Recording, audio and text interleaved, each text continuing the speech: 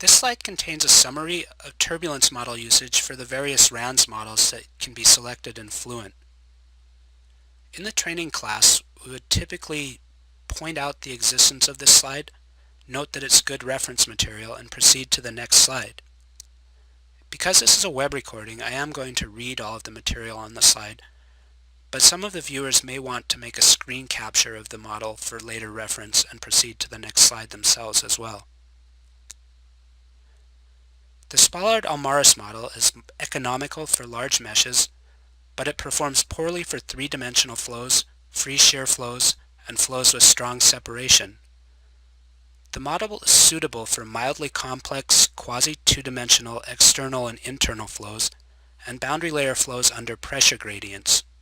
Examples include airfoils, wings, airplane fuselages, missiles, and ship hulls. The standard K-epsilon model is robust and it's widely used despite the known limitations of the model. It performs poorly for complex flows involving severe pressure gradient, separation, or strong streamline curvature. It's suitable for initial iterations, initial screening of alternative designs, and parametric studies. The realizable K-epsilon model is suitable for complex shear flows involving rapid strain, moderate swirl, vortices, and locally transitional flows, such as flows with boundary layer separation, massive separation, and vortex shedding behind bluff bodies, stall and wide-angle diffusers, and room ventilation. The RNG K-epsilon model offers largely the same benefits and has similar applications as the realizable model, but may possibly be harder to converge than the realizable model in some cases. The standard K-omega model provides superior performance for wall-bounded boundary layer flows, free shear flows, and low Reynolds number flows.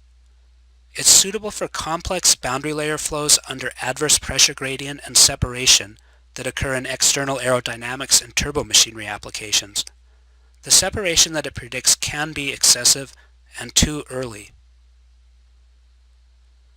The SST K-omega model offers similar benefits as the standard K-omega model, but it's not overly sensitive to inlet boundary conditions like the standard K-omega model, and it provides more accurate prediction of flow separation than other RANS models. The Reynolds stress model is physically the most sound RANS model because it avoids the isotropic eddy viscosity assumption. It requires more CPU time and memory per iteration, and it is more difficult to converge because of close coupling of the equations. It's suitable for complex three-dimensional flows with strong streamline curvature, strong swirl and rotation, or flows with secondary flows like flows in square ducts. Applications can include curved ducts, rotating flow passages, swirl combustors with very strong inlet swirl, and cyclones.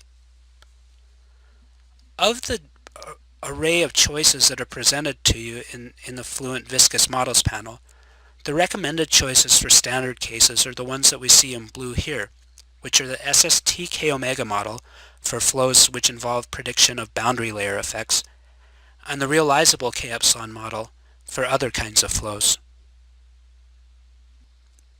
This slide contains a table with a brief description of the different RANS models that you can select in Fluent. In the classroom training course, we would typically note the existence of this material, point out that it's useful reference material, and proceed to the next slide. Because this is a web video recording, I am going to read all of the material on the slide, but there may be some viewers who wish to make a screen capture and use it for reference at a later time and proceed to the next slide. The Spallard-Almaris model is a single transport equation model that solves directly for a modified turbulent viscosity. The model is designed specifically for aerospace applications involving wall-bounded flows on a fine near-wall mesh, but Fluent's implementation does allow the use of coarser meshes. The model also includes an option to include the strain rate in the production term, which can improve the prediction of vortical flows.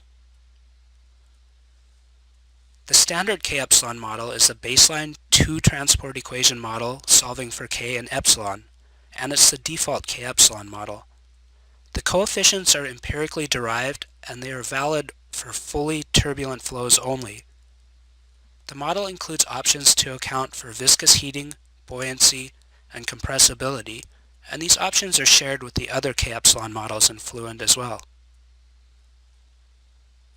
The RNG K-epsilon model is a variant of the standard K-epsilon model. The equations and the coefficients are analytically derived, and significant changes in the epsilon equation improve its ability to model highly strained flows. There's additional options associated with the model to improve predictions for swirling flows and for low Reynolds number flows. The realizable K-epsilon model is a variant of the standard K-epsilon model. Its realizability stems from changes in the model that allow certain mathematical constraints to be obeyed, which ultimately improves the performance of the model. The standard K-omega model is a two-transport equation model solving for K and omega, which is the specific dissipation rate, and is proportional to epsilon divided by K. It's based on the Wilcox version of 1998, and this is the default K-omega model in Fluent. It demonstrates superior performance to K-epsilon models for wall-bounded flows and low Reynolds number flows.